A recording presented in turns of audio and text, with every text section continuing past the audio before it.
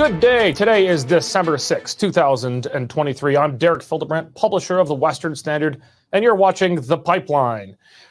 Thank you so much for being with us today. I'm joined, I would say as usual, but actually I haven't been here very usually late, but joined normally, as usual, by Western Standard opinion editor Nigel Hannaford. Good to see you, Nigel. Normally I'm here. You don't know what happened when you weren't. I really have no idea. So I can't even say the show's gone to hell. Anyway, I don't know. you never watched it. No. Come on, you did. I know you Sometimes. did. Okay, good to be here.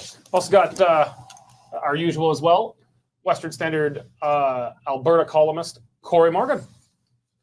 Good evening. So we've got some interesting topics today. Alberta Kool-Aid mans its way into COP28, very much unwelcome by the Canadian federal government and I would say very likely most of the organizers and other delegates at the COP28 confab going on in Dubai.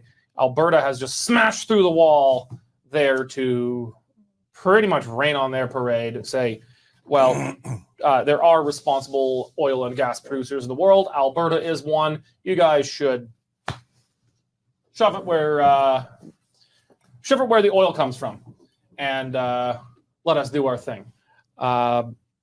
Rachel Notley, former Alberta Premier, current NDP leader and opposition leader.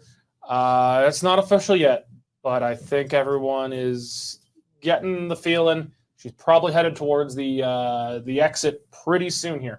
We're going to talk about her likely imminent retirement and the potential battle to replace her.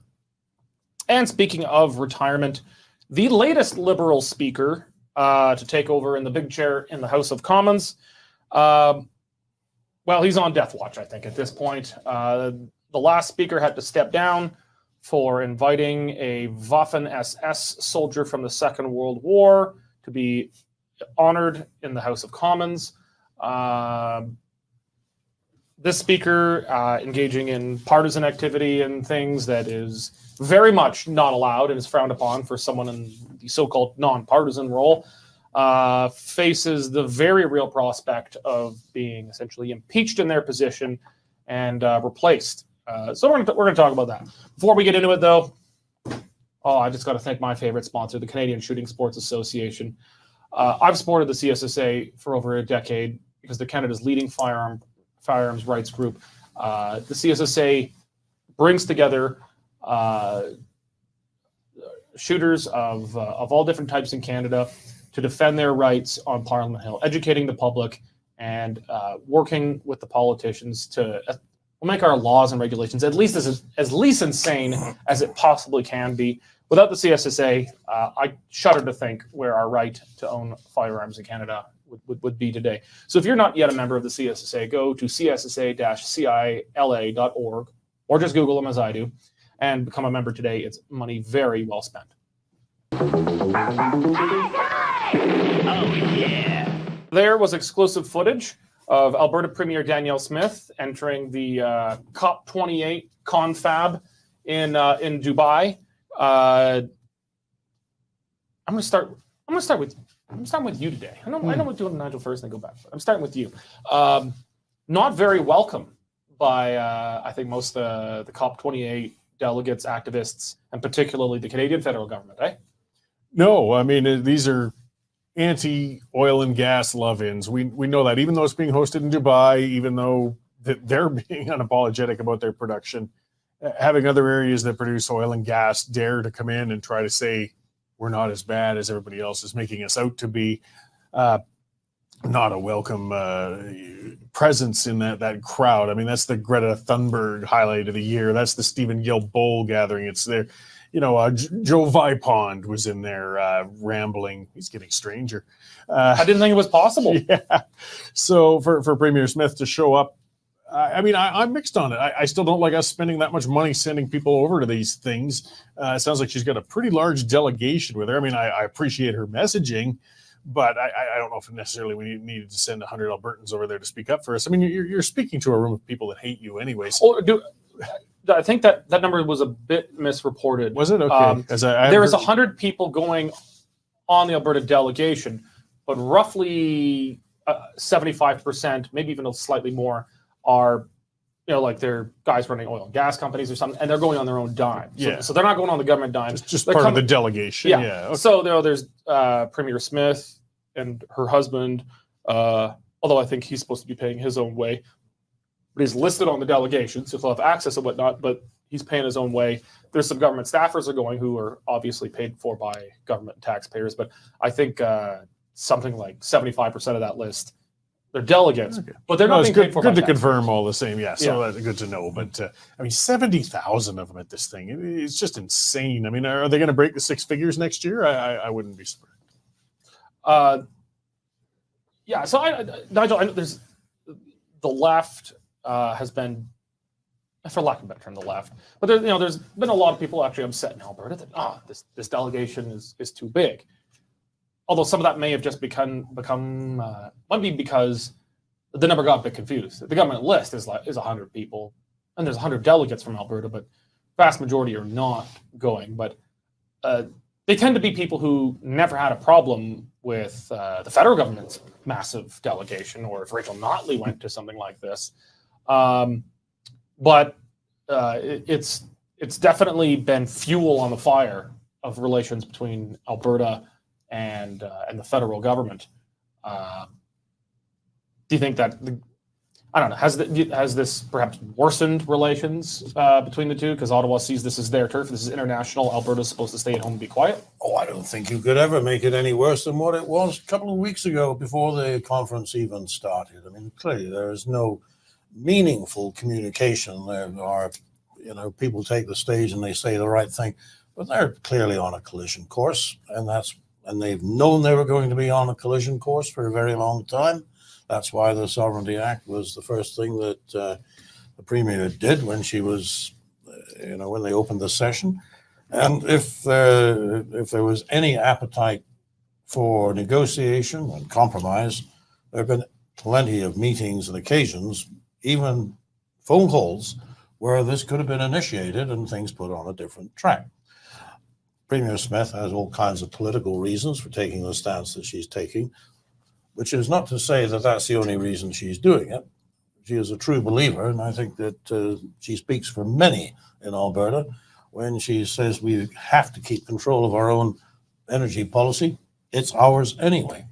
So, but at the same time, there's lots of reasons why it works well for the federal government to have a fight with a scrappy province when there's an election in 22 months' time, if they can even hang on that long. So I don't find the rhetoric at all surprising. Well, what I would say, when you were saying, maybe we even need to be there? Yes, I think we do. And we, the province of Alberta, we have a point of view. Or at least the government of Alberta has a point of view, obviously which is widely supported. Alberta's view is obviously not represented by the federal government. Exactly. And so if you don't take the podium and defend what it is that you're doing, you're at the mercy of these people who mock you, like the Climate Action Network, presenting them with the dinosaur of the fossil of the day. I mean, this must take you back to your own days at the CTF when you drew attention to something by pulling a stunt. Earlier this year, they had. Well, we used to give golden pig, the teddies, the golden pigs to wasteful politicians. They weren't even fossilized, were they? And the Climate Action Network earlier this year did something on Parliament Hill where they all wore oil barrels. Yeah. Okay, it's all good, clean fun. Well, if Alberta got the Fossil of the Day award, I mean that's internationally prestigious. Well, I said on my show, Alberta should have done like Tom Green with the Raspberry Awards, and actually been the first one to show up and claim it. Premier Smith say thank you very much. We do value our fossil fuels and the value they bring to citizens and people. Absolutely. Alberta should be very proud getting that. Like for a province to get it. I mean, they give these things to like the Koch brothers or, America. Like the very big players get the Fossil of the Day award. For Alberta to win it, I mean, this is like Alberta won an Olympic gold medal. Very proud. That's what I mean. This is just posturing at these whole affairs in general. But I guess, yes, if you leave it uncountered, they'll just carry on. But the thing is, the Climate Action Network and people like them don't actually have a solution to the very practical problem that Smith is trying to address by defending the province's right to deal with its own energy policy. Well, let's then turn to some developments that took place there. So Smith has already put forward, the Alberta legislature, Smith's request has already invoked the Sovereignty Act against Ottawa's intrusion into Alberta's right to run its own electrical grid. And Alberta, it was announced, I think, just before COP28 started, Alberta announced we met our methane reduction targets 3 years early. That's right. I think I'm getting it. 3 years early. A big announcement. And I thought, well, this would be an opportunity for Guilbeault to, you can't be bad cop all day, every day. Everybody has to play good cop once in a while, just to show that you're capable of positivity. I mean, even if it's just a show to put on, it's good diplomacy, it's good politics, right? Of course. Curiously, remember our energy reporter Sean Polzer noted this in the newsroom. I was like, oh, that is odd. There wasn't so much as a tweet or news release from Mr. Guilbeault, the federal environment minister, that well, he must be happy about this. This is a good thing, and it's something Alberta did and agreed to. And 3 years early, I thought he'd be good cop for a day, and then he'd go back to being himself. Nothing. Well, now we know why. He took the opportunity when he was in Dubai to announce Canada was going to slash methane emissions even more.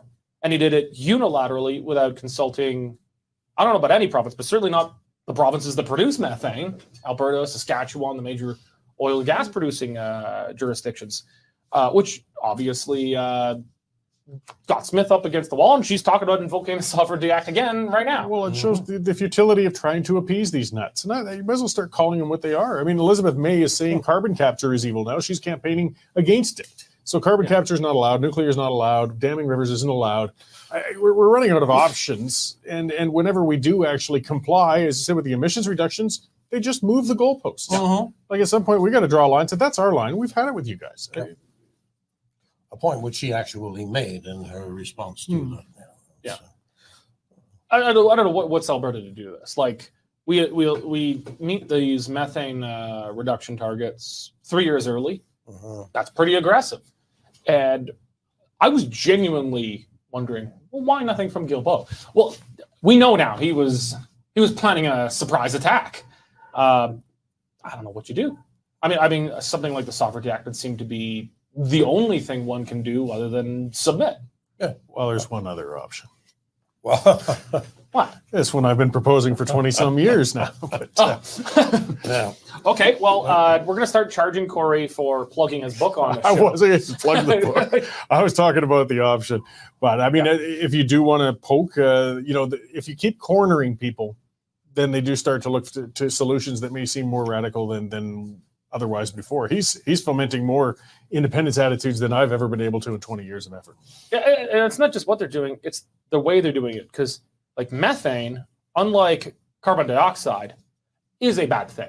Carbon dioxide is plant food. It's plant food. It's a perfectly natural substance in the world. I'm sure if the proportion in the atmosphere gets off, it could upset balance like anything, but it's a natural thing. It's normal. Methane is a very extreme greenhouse gas, and it's toxic. It's unless it's used in very intentional, controlled circumstances as a chemical, it's not good. So, okay, we want to reduce methane. I'm no Drake Huggan hippie, but I'm okay with that. As long as it's reasonable and achievable, I'm okay with that. But then Guilbeault comes along and says, no, we're moving the goalposts. And at this point, it's fanaticism. It is pure. You can just see it in this man's eyes. It is a dangerous fanaticism that cares not for human life, but for these utopian ideological goals. That is just dangerous. It's a fanaticism that is informed by the very real prospect that he does not have as long as another 2 years to do everything that he thinks he has been mandated and ordained by a higher power to do. They could be out of office quite soon. At the max, though, 2 years. So they are going for broke. And you asked just now, what does Alberta do?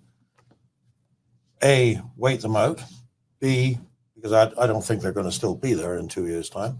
And B, in the meantime, you respectfully and politely, but very firmly apply the law, and you resist legally in any way you can against the intrusions of a federal government that clearly doesn't like you, doesn't want to see you do your job and keep the lights on and the power on when it's cold or hot.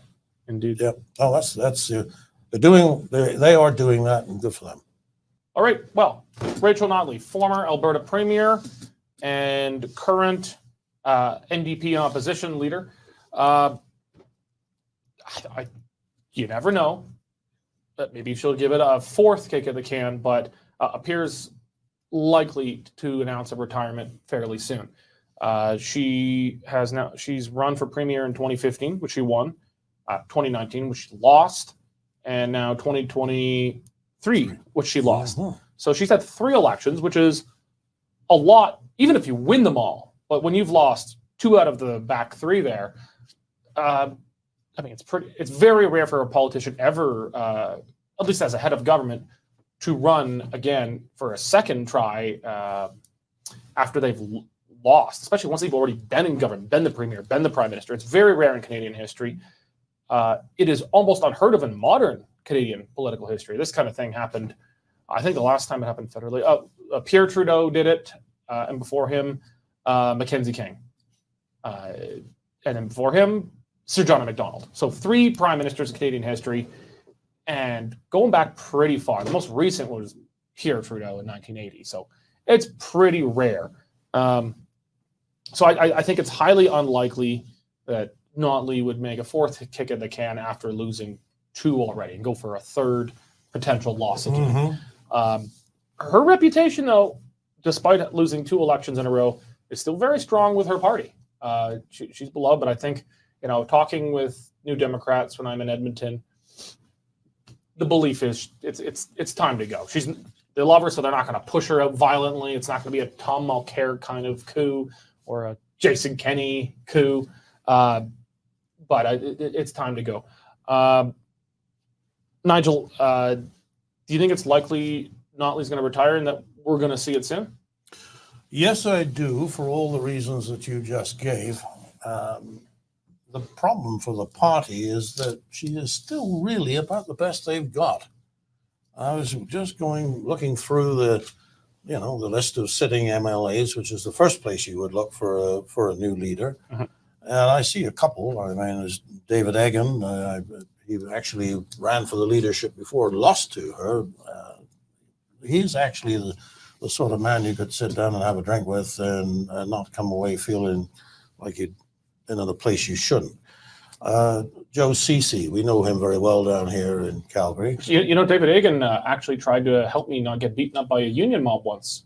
Well, I rest my case. But I didn't take his In fact, advice. I went in and deliberately incited them, and they did attack me. Yeah. But he warned me not to do it. Well, so I would have to say then, Derek, you owe him a drink.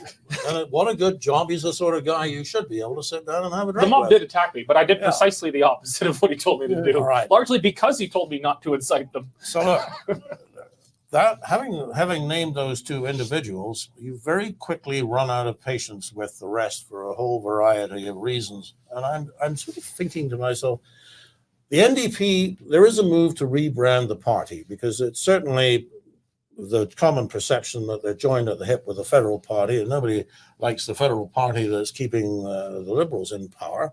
So I'm sure that hurt them badly in the last election. So if they're going to, but it's not a new name that the NDP needs.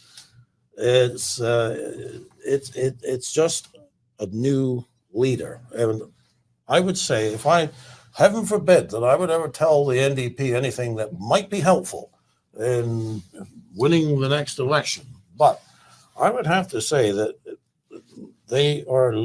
what they need is somebody who can be equally at home dealing with.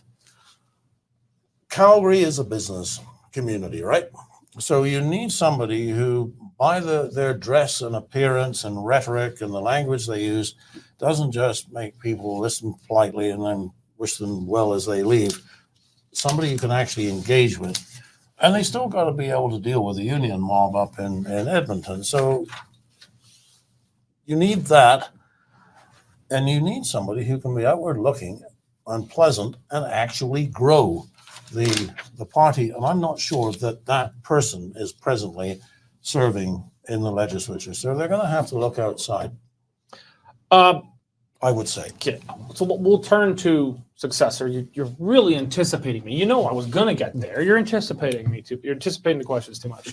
Before we get there, maybe we'll actually back up to a question I should have asked before I asked you your question, Nigel, is should she retire? Because I think a lot of what you said, Nigel, raises the question. Do I think Rachel Notley can win and be premier again? Highly doubtful. I mean, the UCP could melt and she wins by default. It damn near happened with Jason Kenney. I think if he had not stepped down as leader and been successfully ousted, I think it's almost certain she would have been premier here today. The right would have split again. And she's likable. She's a likable person. I know some people like to be like, I hate her, and they're going to call her all sorts of nasty words. Well, yeah, sure, as a political leader, but as a person, she's warm and she's personable. She's the happy face on socialism, and she connects with people, and she's a good leader for what she's trying to achieve. She keeps her party united, marching in the same direction. But yeah, barring a meltdown of the UCP, I don't think she can win. But I guess that raises the question: can any NDP leader win? I mean, Alberta is a two-party province now, but it is still Alberta, and it's difficult to see how, without a perfect storm like happened in 2015, divided Conservative vote, all sorts of stuff. Should she leave? Is she the best they can do? And should the NDP settle for being a very strong and robust opposition? Well, I think she's the best we can see for now and the best they can see for now. There might be something in the wings we haven't thought of or a rising star somewhere. But I guess the question is, how tired is she? It's a tough job. She's been there a long time. It's wear and tear. And I think part of what they were perhaps hoping for, a lot of the campaign was, of course, trying to create fear of Premier Smith. Danielle Smith's going to rend Alberta to shreds. She's, crazy. She's going to come in and tear all our institutions apart. And while she's certainly stirring up the establishment, Premier Smith hasn't gone beyond the pale.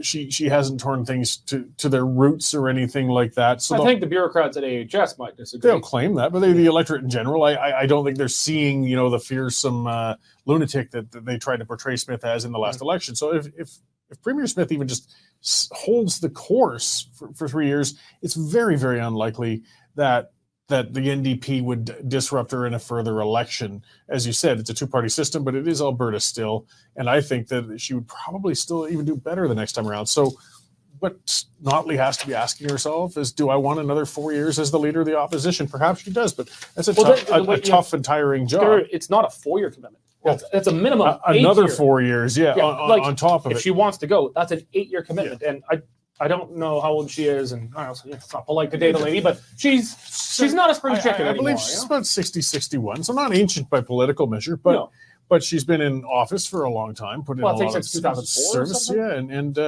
eventually you got to be starting to think, maybe I just don't quite need this anymore. No, I think she's been there since 2001. Was it 2001? She was there when the NDP was a 2-member caucus, her and Brian Mason. Oh, yeah, no, 2004. Okay, that's still 19 years. That's a pretty long stretch of time in the legislature. So I could just it's up to her. That really is where it's sitting right now. As you said, the NDP aren't at a point of wanting to tear her out or anything. Some might be saying perhaps it's time, but it's fully up to Rachel Notley to decide if she's had enough yet or not. Well, let's talk about her potential successor here. I think one of the problems, every time you have an internal leadership struggle, like you're trying to overthrow a leader, those defending the incumbent leader always say, who could possibly take over? They said that about Jason Kenney. They said that about Alison Redford. They said that about Ed Stelmach. They said that about Jean Chrétien. Well, they didn't say about Jean Chrétien because it was clear that that was a leader-driven coup. So you had Paul Martin. But anytime there's been a leadership struggle, they said about Patrick Brown in Ontario. They said it about Andrew Scheer. They said it about Aaron O'Toole. They said it about Stephen Harper. Somebody will surface. There's open up. These are good jobs. They pay decent money. They come with prestige. They're I get like they're a pain in the ass, but they're fun. You get to make a difference theoretically. There's always no shortage of ambitious politicians to take the job in most cases. We did have a problem finding a Wild Rose leader after the giant floor crossing in 2014. That's because it was a shitty job to take. Well, yeah, you're taking a sort of like post Mulroney to a poison chalice, I think was the term with the book. Yeah. So, but in the vast majority of cases, especially so, taking over as leader of the opposition of a very large party, that's been in government, they're gonna have no problem. So, I don't like that argument because it's said by people in every time you're getting a new leader. So, no good. So, I guess we'll talk about the main options on offer. So Sarah Hoffman, still a key player in the NDP. She was the health minister under Notley and the deputy premier. By NDP standards, fairly competent. She might play a New Democrat on TV, but actually a very lovely person in person. I don't think a lot of people talk about her this way on the right side, but Shannon Phillips, I think, actually would be a good choice for the NDP to consider. Pretty well spoken. When she gets a little yelly sometimes because she's very passionate, but passion's good. Smart. She comes from kind of the green left part of that party. And, the NDP it's very tribal. Conservatives, if there's a conservative leadership, Danielle Smith can come in. She wasn't a party activist there. She was just radio. And she can Kool-Aid ban her way in. Or, Trump. Frank, he was a Democrat for a long time, but he just bullied his way in. Conservatives are more open to the outsider, but New Democrats in particular, they like someone who's been a active party member, who's been knocking on doors and putting in signs and paid their dues, so to speak. The Liberals are that way too in many ways. So I think they're going to be very resistant to an outside leader. Shannon Phillips, I think, has got the cred of the left, and has done a bit to position herself as a bit more of a mainstream alternative. But maybe I'll start with you, Nigel, on who do you think would be kind of the top candidates to replace Notley, both in terms of who would be a competitive candidate to win it, but also who the New Democrats might want to look to as someone who could potentially win an election. Well, all of what you said about their preference for somebody who's come through the approved methods of becoming a leader, going to all the committee meetings, knocking on the doors, all that, when it comes right down to it, it is true of the NDP, as it is true of any party, that in the end, they will take the person who will help them win. And as I said earlier, that may not be somebody who is presently in the legislature. We had some fun, I think, in the newsroom there, speculating on how it would go if the unions were allowed to choose the next leader, and perhaps Gil McGowan would be prepared to take a look at the job. He's actually rumored to be, at the very least, very interested in the job. Well, I, for one, would love it. Oh, I love it. It'd be so good. you see, we do have good sources, Derek. We both heard the same malicious rumor. I come back to the person of David Egan only because he is a temperate individual who can make that trip back and forwards between Calgary and Edmonton, talking to the different audiences. I am not saying that I have any strong points of agreement with him. Certainly in his time as education minister, I was arguing strongly against some of the things that he was doing. But I'm just wondering that you asked the kind of person who could put them over the line. He perhaps could, if Premier Smith really screwed up. Perhaps. That being said, I get the impression from him that his heart's not in it. Yeah. Like, By the way, I wasn't serious about Gil McGowan. No. But David Egan, I don't know. He's actually a very nice guy, but I don't think he's got the fire in the belly for it anymore. I mean, he's been there a long time. He was one of the 4 members of the NDP caucus before they won in 2015. He's been there quite a while now. Notley's kind of got him on the back benches. I don't think he's got the fire in the belly for it. But who would be your top candidates to replace Notley? I think probably, as you said, maybe Shannon Phillips. The rumor is she is not as well. But again, These are just. Who knows? I mean, I'm throwing political we could have Max Fawcett or Janice Irwin jumping into the mix there as well. Max needs a job. Janice Irwin would be. But that's top shelf crazy. But most of what we see with people coming in I'm seeing more leaders of the opposition. I'm not seeing somebody who, at least at this, and things change when a race comes in. Sometimes a person is in the wings. You never realized they had that fire going. But I'm just seeing more people who will serve perhaps diligently as a leader of a socialist leaning party, but won't take them over that line of becoming premier. I think they will have to either learn to reach outside of their own circles as they're disinclined to do, or there's really got to be a rising star hiding in there that I just can't see right now. See, the thing is, I'm going to make the assumption that Premier Smith aces this, and in 4 years' time is looking very strong.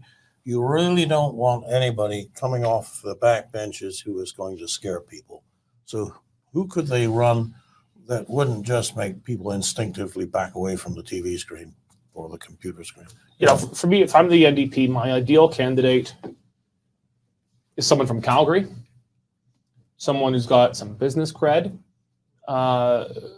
and can't be painted with a brush of far left activism and something like that. The NDP got real close with Todd Hirsch from he was chief economist for Alberta Treasury Branch. I mean, I don't share his politics, but unlike most New Democrats, he at least has a theoretical understanding of economics. Understands that there's supply and demand and some very basic things. He's not crazy. He shares views that are left of center, but he's not crazy. Someone like that, comfortable in a Calgary crowd, someone who doesn't make anyone who runs a business or manage people instinctively start packing their bags as soon as they see a New Democrat come by.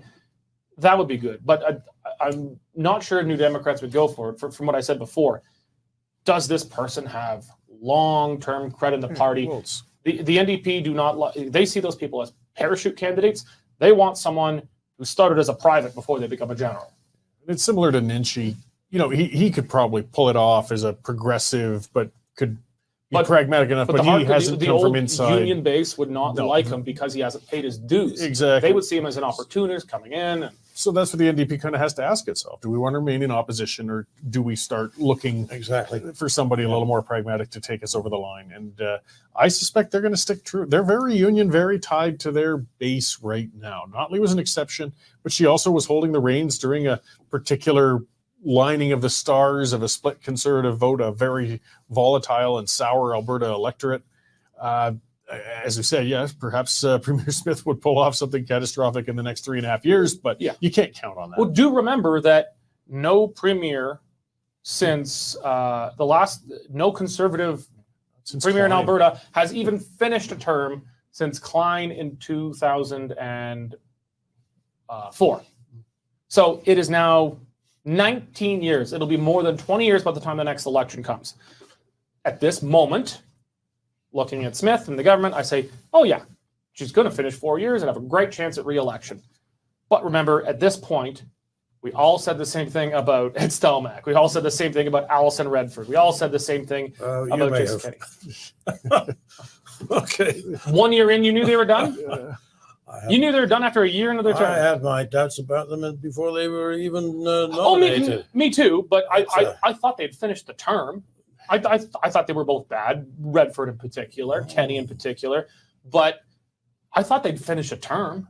Never dawned on me 1 year in, but halfway through, I'd be like, yeah, I don't know, I don't think so. But, a year in, it's rare to be on the rocks the first year into your first term. So, and Smith is halfway through a first year. So she's clear for now. So what I'm saying is there's clear historical precedence that the Conservatives will blow themselves up. It's not impossible, that's for sure. She's still leading a hornet's nest that, Alberta Conservatives are the hardest people to rule on the planet. We're worse than Somalia. Okay. All right. Well, discussing this in the newsroom today, we considered setting up a cabbage with a 24-hour live camera, asking, can this cabbage last longer than the latest Liberal speaker? So I don't even know this guy's name. He's the new speaker. Greg Fergus. Greg Fergus, yeah. he's the new speaker in the House of Commons, Liberal speaker, because the last guy lost his job when he invited a soldier from the Waffen SS who fought in the Ukrainian Legion to stand and be honored and recognized in the House of Commons. I mean, he paid a significant price. I imagine the price was a lot less than if he had been a conservative. They probably would have said, well, the conservative was practically fighting for the SS themselves. But nonetheless, he took an inevitable fall for what happened there. Also, it was a necessity of protecting Trudeau. Someone had to take the fall. So this guy comes in. He's been here just a couple of months and now in really, really hot water. Now, most MPs, every MP in the House of Commons, except for one, is allowed to and is expected to engage in partisan activity. Party conventions, partisan speeches, partisan fundraising, all of these things. But there is one man or woman in the House of Commons who is not supposed to be doing this thing by convention, and that is the Speaker, because their role is, no matter how they're elected, is to be the impartial and nonpartisan enforcer of the rules, to make sure that Parliament functions fairly and evenly regardless of party. Theoretically, at least. But this Fergus guy gave a speech for a Liberal Party convention or whatnot that was very partisan. Now, that... Well, it was a video tribute honoring the outgoing interim Ontario Liberal leader.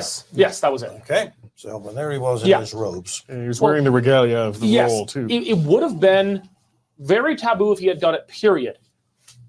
But he did it in his speaker's robes and regalia. And I don't know, it's like the difference between King Charles giving a political speech on global warming and then King Charles giving, so bad enough, and then King Charles giving a political speech on global warming, wearing his crown and holding the scepter, sitting on the throne of England, wearing that weird tiger thingy on him. I mean, it just accentuates how inappropriate it is for someone who's in a strictly nonpartisan office to be doing this. So I didn't mean to be bashing the king here, but well, he did go and make the speech. Made a total ass of himself. Sitting there looking at the screen, and I gave your king one toast. Never again. I gave him his one chance. He screwed it up. Yep. Anyway, back to Speaker here. This Speaker totally bungled it. It would have been very inappropriate for him to do it, period. But he did it in his Speaker's robes and regalia, totally out of line. Created a big kerfuffle with the opposition. Because he's voted as a Liberal, they now say, well, you've broken even the appearance of your nonpartisanship. You got to go. The NDP are quietly trying to decide what to do. They've made some public statements about kicking it out to a committee and stuff. But the NDP are, the Bloc and the Conservatives are already ready to vote non-confidence in him and replace him. The NDP are kind of waiting. And remember, it's a minority government, so the opposition parties could remove him. And word I'm getting from Ottawa is the Liberals are backing their guy, but not to the wall. They're not going to die on this hill. The Liberals know he screwed up badly. And the Liberals aren't on very solid grounds with their speakers right now. The last guy resigned for something to do with World War II. So, Nigel, the guy screwed up. I think he knows he screwed up. He apologized. And he is a new speaker, to be fair. Does this guy deserve another chance? And then he took off to Washington as the whole thing blew up on a junket. Well, I was actually going to mention that. That compounded it pretty badly. Well, it's not even that it compounded. I think that when he knowingly went to go and do that he thought, well, I'm going to be done anyway. I want to do this for whatever reason. I want to do it as an old friend. So I'm going to go down there and talk about my days as a young Liberal. And when I get back, I may have a job and I may not. We'll see. But, it's... I think he'd already given up. So my strong expectation is that we will see Mr. Fergus resign or get booted out here quite shortly. Ideally, the Speaker would not say or do anything to call attention to themselves. It's just not their job. It's not their office. they bring Parliament into disrepute as when they do these kinds of things. So any speaker, the next speaker, needs to know when to leave the ceremonial robes in the closet and maybe decline, maybe just say no to some of the attractive offers that will undoubtedly come his way. And if for no other reason than this, if parliamentary procedure and tradition is not enough, the Speaker in Canada has a most excellent official residence to live in. And you know what the best part of that place is? And a wine cellar to go with it. No, that's not it. Well, It's the Scotch Library. well, there's that. They have a Scotch Library. Yeah. So There's only one reason I want to be Speaker. that must have been a very awkward conversation when the last speaker departed, having to explain to the family, well, we're going to have to move out of this and back into the 2-bedroom apartment, whatever they have. Look, it's a shame. People do silly things and so they have to pay the consequences. I don't think he meant any harm, but you don't do that sort of thing. If I was the Speaker and I think I'm going to get the axe, I go to that Scotch Library and lock myself in there until they send a sergeant of arms to peel me out. I mean, get your money's worth. It's a good gig, It's a $270 a year, I believe, and you got your accommodations, a lot of prestige. I mean, you also have to wrangle those fools in Parliament at times, which can be frustrating. Yeah. But he should know better. I mean, that's the cardinal rule of that job, and we know they still might hold partisan things. They were all elected initially, but you just stuff that away and you try. I mean, just to give a plug for somebody local, Nathan Cooper. I mean, talk about an exception. He loves that job. He sticks to the rules. It is creepy how much he loves that job. He promotes the office of the Speaker fantastically. Puts out great videos. He explains what the office is and what the legislature is. He's a rare gem to find to take that role on. But I mean, there's Christmas for this to cool down. They might let it cool down, and we'll see. The public loses interest in things. Cooper is such a fanatical speaker that, so we were MLAs in the Wild Rose together, and we'd be all navel gazing, when we defeat the NDP, the different jobs we want.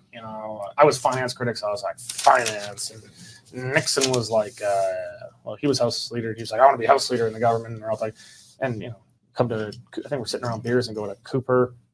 Was not drinking a beer because he's Cooper, and he's just like, oh, I want to be the Speaker, and we're like, what do you mean you want to be the Speaker? Like, you be Speaker if you don't get minister. Like, then it's the next best job, right? You want ministry. If you don't get a ministry, you want to be Speaker. He's like, the hell with being a minister. I want to wear the hell out of those robes and do Robert's Rules of Order every day.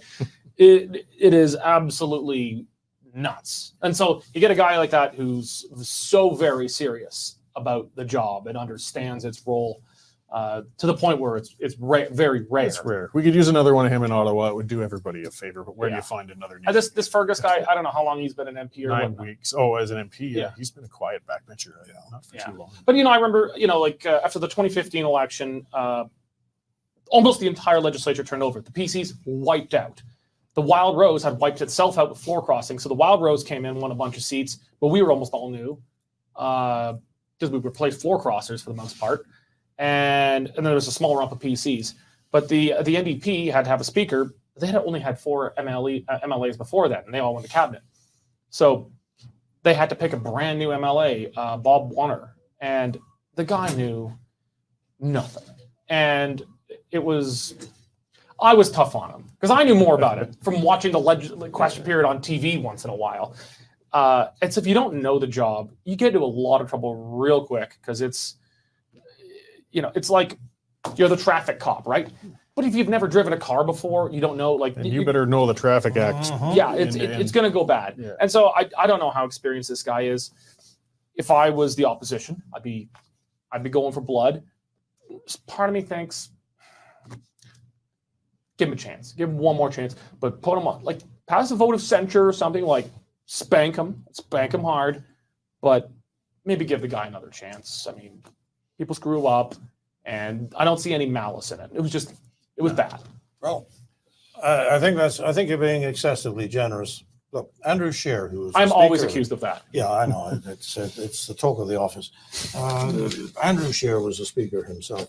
He put it this way. It got reported quite widely that it's like He compared the situation to the NHL, and if you had a referee appearing in the locker room, one of the teams that was about to take the ice, giving them a pep talk, and then going out and refereeing the game, the guy wouldn't last long. Everybody would understand that's just not what you do.